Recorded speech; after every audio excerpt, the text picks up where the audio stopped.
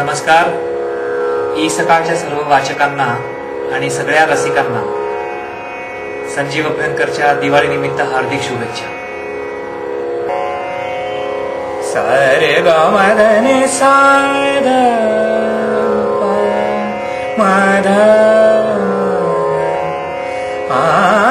माने नामुरा जेरा माने नामुरा जेरा कैसे बिता दिन रतिया कैसे बिता दिन रतिया माने नामुरा जेरा माने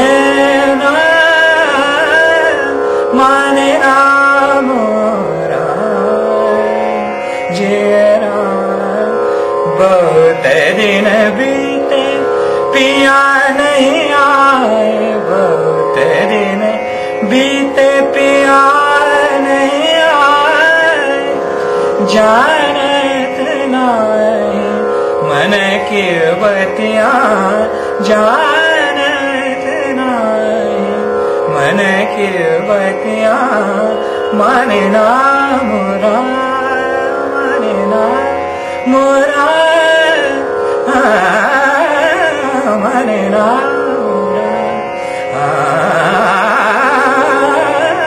माने ना मोरा माने ना मोरा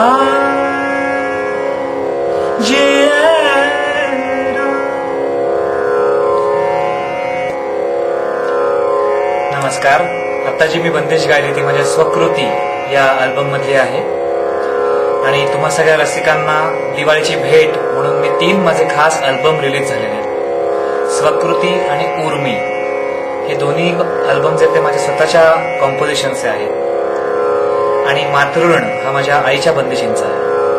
या बंदिशी बांधणं म्हणजे काय मला वाटतं की आपल्या मनामध्ये खूप दिवस एखादी स्वरावली घोळत असते रागातली आणि त्याला एक मूर्त स्वरूप जेव्हा प्राप्त होतं ती बनते बंदिश.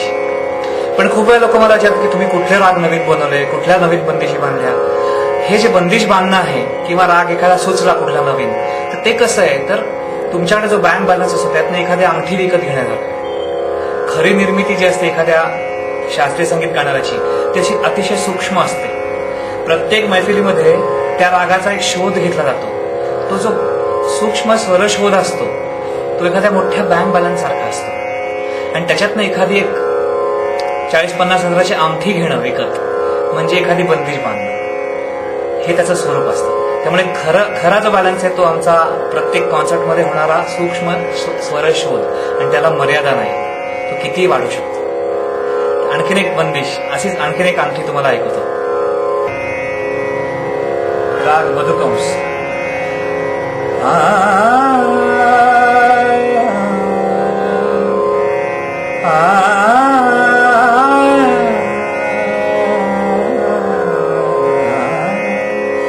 सखी बेगे जाके कहियो सखी बेगी जाके कहियो इला को मोरा संदेश सखी बेगे जाके कहियो इला को मोरा संदेश सखी बेगी जाके कहियो दिन दिन बीते चैन नहीं आए दिन दिन बीते चैन नहीं आए दर्शन की लाग रही आस सखी बेगी जाके